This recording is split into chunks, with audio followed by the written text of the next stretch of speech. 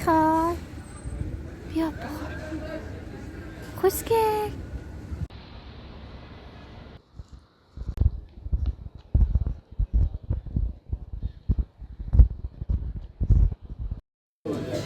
زشتاش روه. میخوای چیکار؟ مگه عکس نمیگیری؟ عکس بگیرم. آره نه میگم فکرم داری عکس میگیری. چرا دارم عکس بگیرم.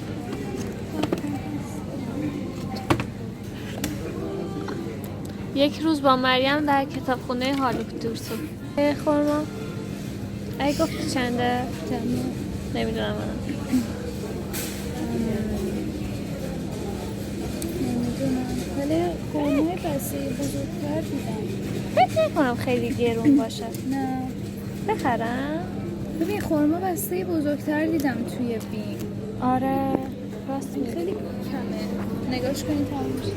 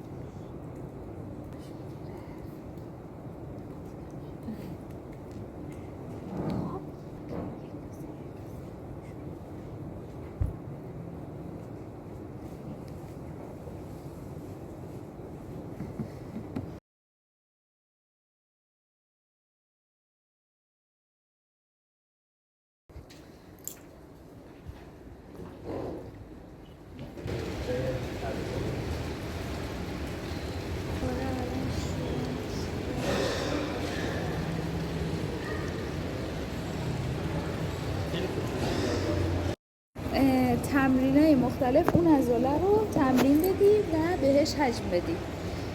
حالا ممکنه مثلا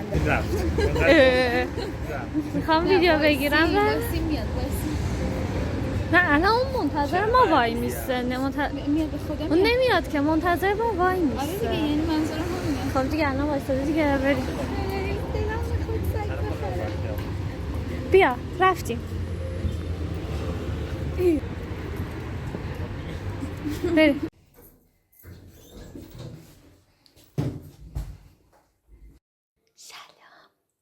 سلام خاله جون. خوشگلم.